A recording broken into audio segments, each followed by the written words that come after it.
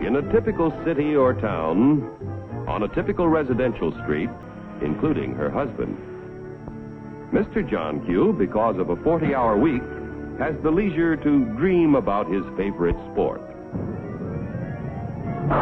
Darling!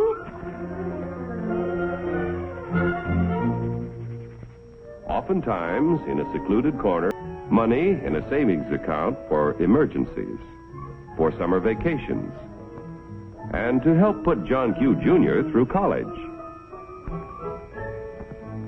In spite of the high cost of being a husband and father, John Q. has a private little nest egg.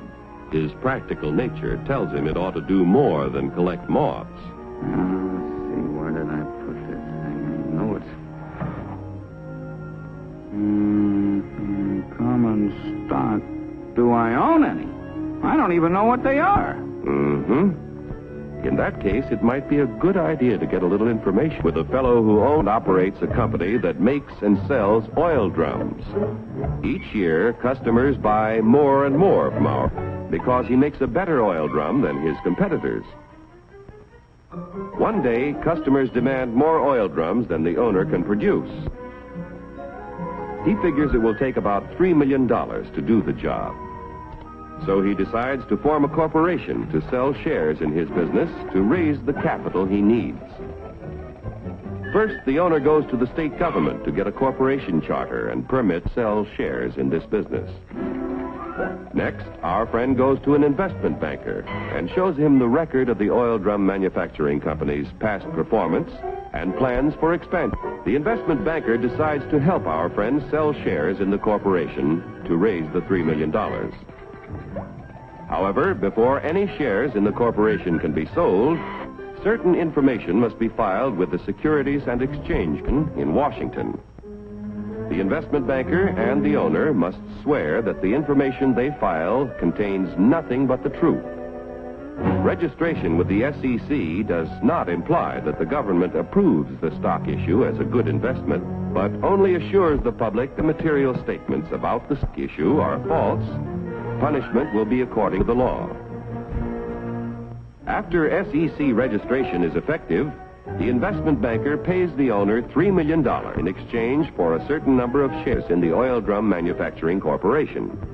The investment banker sells shares of the common stock to people at a price of $3 million investment and shows a profit for his services in selling the stock. Money received from the sale of shares in the business builds a new and better plant, which produces more and better oil drums. The people who bought common stock own proportionate shares in the corporation, tools, equipment, and all of its assets. Common stockholders elect the directors of the corporation. Directors represent the stock and are responsible for the way the business is run. Directors determine the amount of dividends, if any, to be paid out of earnings to the stockholders. Naturally, when stockholders invest in a business, they hope to receive dividends to help pay for necessities of life. Within a few short years, an increasing demand for the company's product poses a friend. How can he fill all the orders? He will have to build more plants and buy more tools to increase production of oil drums. It will take about $20 million to do the job. One way to get this additional capital is to sell more stock to many more people. So the oil drum... Calling the president of the Oil Drum Manufacturing Corporation. Calling the president of the Oil Drum Manufacturing Corporation. Report to examination room B. Attention all members of the stock list department. There There must be a broad distribution of its shares among a large number of stockholders. The corporation must show success. $1 million. The proposed stock issue must meet federal, state, and New York Stock Exchange regulations. The corporation must agree to report to its stockholders at frequent intervals if the nation's application for listing is recommended. The Board of Governors of the New York Stock Exchange finally approves the application and sees that it is made public. Extra, read all about it. Now that the Oil Drum Manufacturing Corporation stock is listed, its name is abbreviated for use on the ticker tape. Each time ODM stock or any other stock listed on the exchange is bought or sold, the ticker tape flashes all over the nation the price and number of shares traded. A buyer in Colorado wants to purchase some ODM stock. The buyer's broker in Colorado sees that the last ODM transaction was at $10 a share. The buyer could buy from 1 to 99 shares, which would be known as an odd lot. But a Colorado friend decides to invest in 100 shares, known as a round lot. The Colorado broker wires the order to his New York office.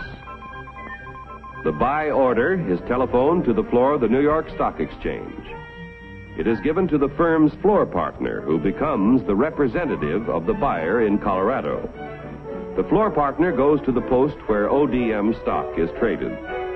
The representative of the buyer in Colorado bids $10 a share for 100 shares. But at the moment, there is no stock offered for sale at this price. In the meantime, however, in Maine, an ODM stockholder who needs cash decides to sell his 100 shares if he gets $10 a share. The Maine broker wires the sell order to his firm's representative on the floor of the New York Stock Exchange. This firm's floor partner, representing the seller in Maine, offers to sell 100 shares of ODM stock at $10 a share. The price of $10 a share is mutually acceptable, and the transaction is made.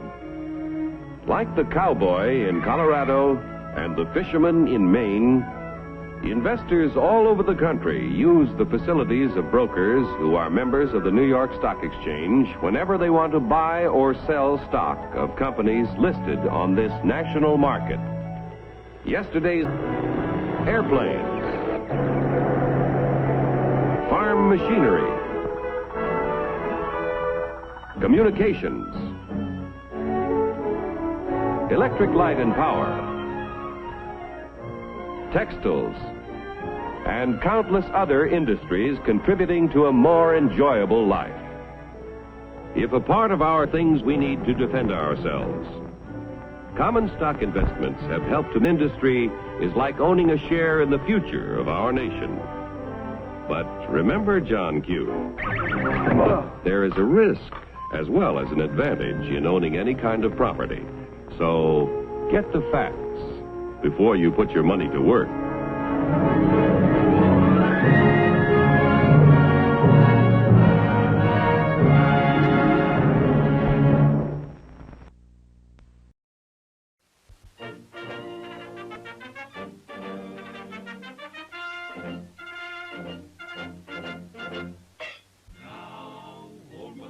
She went to the cupboard to get her poor dog a bone. But when she got there, the cupboard was bare, so the poor little dog had none. But old Mother Hubbard, she wouldn't give up. She had to feed the pup. So here is the story, bagosh and bagory, of how the old girl cleaned up.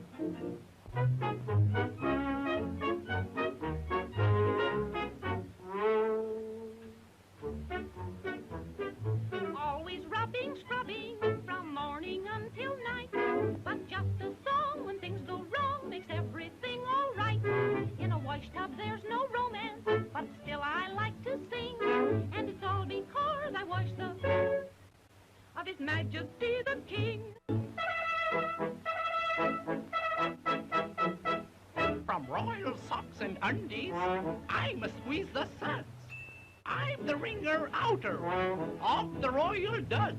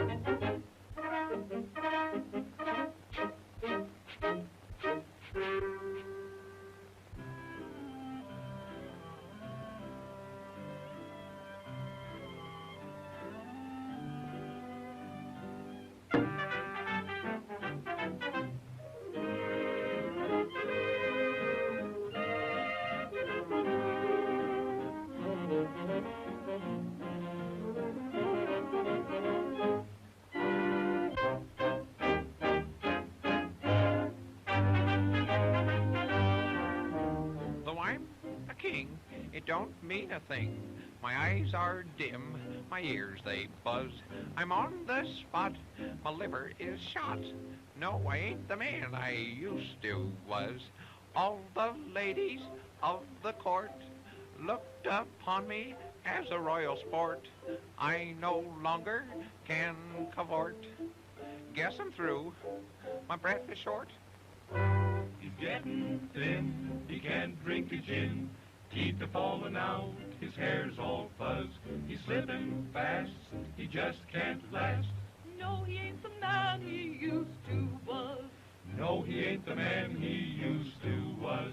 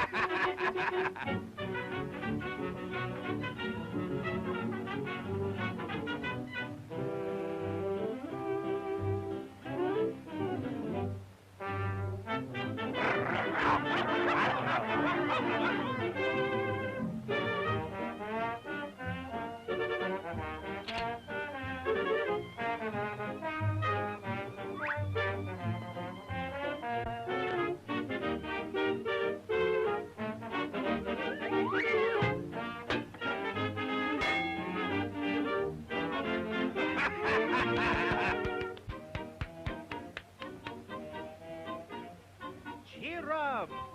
Why do you look so sad and grumpy? Cheer up! Why do you sigh? Cheer up!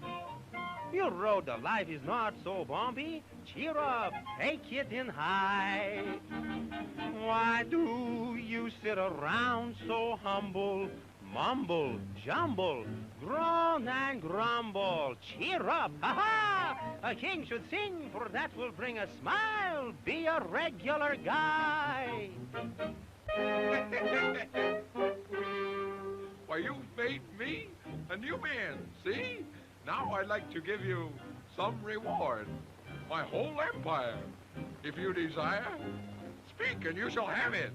On my word.